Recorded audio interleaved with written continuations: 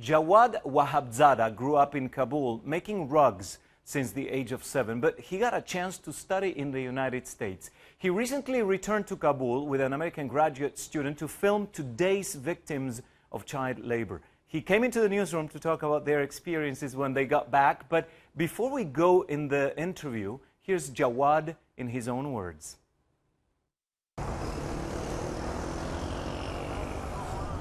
I grew up during the civil wars here in Afghanistan. Living under the Taliban regime here in Afghanistan, I feared being shot or bombed. When I was a little kid, I used to work in this factory right here. We wave rugs 8 hours a day, sweatshop condition. And right behind me right here was the soccer field where my friends and classmates every day played soccer. So I could hear them every day shouting. And so the whole time when I was making rugs, my mind was outside with them. I was fortunate enough to move to the United States where I received an education. Now I came back to Afghanistan to tell the stories of kids who share a very similar story with me in hopes of raising funds for them, trying to send them to schools. There are hundreds of thousands of school-age children who work in the busy streets of Kabul every day, so I'm trying to talk to as many kids as I can to get the best story. Hearing their story is, for the most part, it's very sad. And oftentimes these kids go unnoticed. They are the future of this country. And if they can't get a good education today, then we might not have a bright future for tomorrow. How common are the stories that you saw in Afghanistan in these trips? There are over 60,000 people work, kids, school-age children that work just in Kabul, and 1.4 million children that work in Afghanistan. And they all share a very similar story. Usually either their father died or the father's disabled, mom can't work. So these kids are forced into child labor by economic difficulties and war.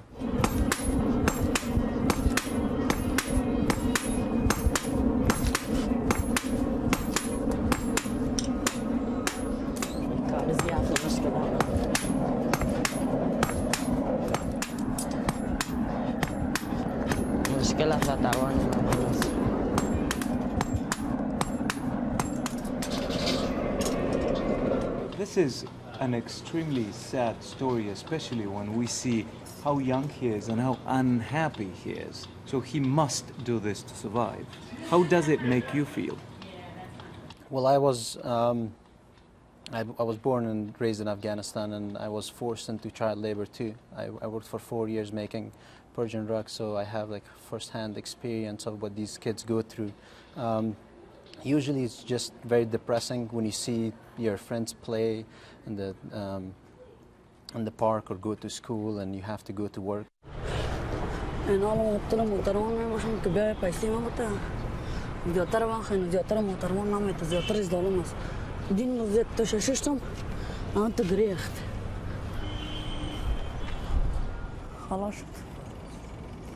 Jak دیگه دیگه خوبه تستوز باور میکنی سوزن 4 تایر مو 50 روپا میشین 4 تایر 50 روپا میشین مگه میگه یک موتور شو اینجا ماست پرسونشون کدام میتونیم باسته موتور شو پاکریم چند میگیریم 4 تایر 50 روپا سگ ایت برام 20 روپا داده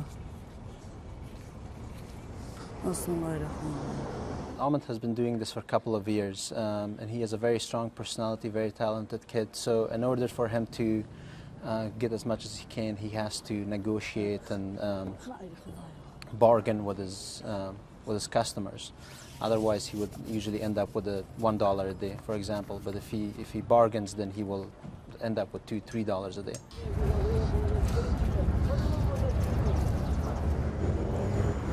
خدا جان از کمی موتر از من کمی کرباش همه خدامی گلاشا خدا کال تیروز آوردی دیگه خدا مالش داریم دیگه. I want to bring John in. As an American who was born, grew up here in this country, how does this experience change you? It's definitely, as Jawad said, devastating to see the situation that these children are in. I mean, literally working from sunrise to sunset. So it can't help but give you a new perspective on the benefits we have in the United States. But like Jawad said, I mean, we really hope this film can be used to help them and help them get to school. What is considered a basic right here in the United States is something they don't have access to in Afghanistan.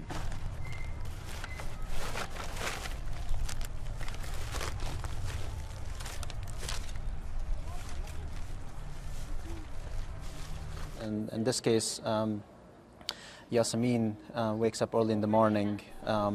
Usually all day she goes from Dempster to Dempster in rich cities, rich neighborhoods in Kabul to find paper, plastic, rubber to use as firewood for everyday cooking.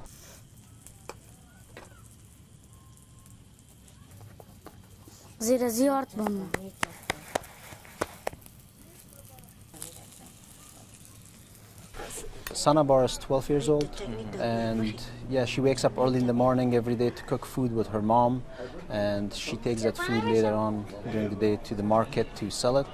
And usually she say that kids steal her food, eat her food, and without paying they run away, or kids beat her up and take her money, and she usually comes home back with no money or just $1 a day, just enough to survive. You are a lucky one. You got the Yeah. opportunity to get an education. You are a different person now because you are bicultural. Yeah, so that's why I'm going back to help or try to raise funds for these kids to send as many of them to school as I can.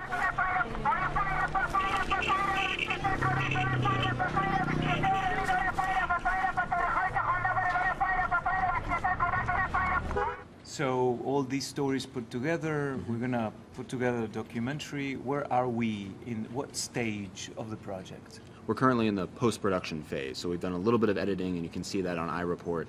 But we're hoping to create a 24-minute documentary that can be submitted to film festivals and hopefully broadcast on TV. But definitely our main goal is to, show people through the internet, but organizing small community screenings so that people can hear these kids' stories, hear Jawad's story, and hopefully be inspired to take action and help these children. And with the advent of technology and the way we communicate now, we have something like our report, our show, that if it had not existed, we wouldn't be talking right now. So we stand a chance from this side too. What do you think? Yeah, I mean, it's definitely a beautiful opportunity. We were able to shoot and on the same day, upload this material to iReport and to show people around the world. So I agree. I think that's where we stand a chance by educating people and showing people what's going on. 68% of the Afghan population right now is under the age of 25. So this is a golden opportunity to really have advancement in this country, to have Afghanistan move forward. And by really investing in this population, by showing people what's going on through technology, I really think we can make a difference. A couple of great guys, don't you think? We'll be following the progress of John and Jawad's film, and of course we wish them the best of luck. Child labor is a form of modern-day slavery, an issue we've been encouraging our viewers to take a stand on with the CNN Freedom Project. We challenged you to have your say on our website, and the response has been incredible. Here's a video montage of our reporters from around the world who are involved.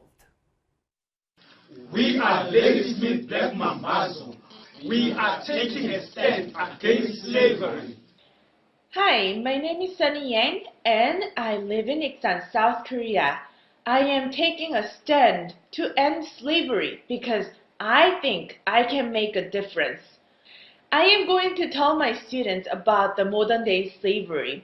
I am committed to let people know what's going on with these people who are treated like commodities.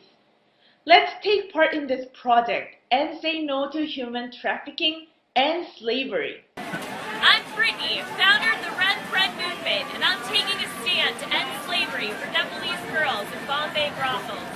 I joined the fight. I joined the fight. I joined the fight. I joined the fight. I joined the fight. I joined the fight against slavery.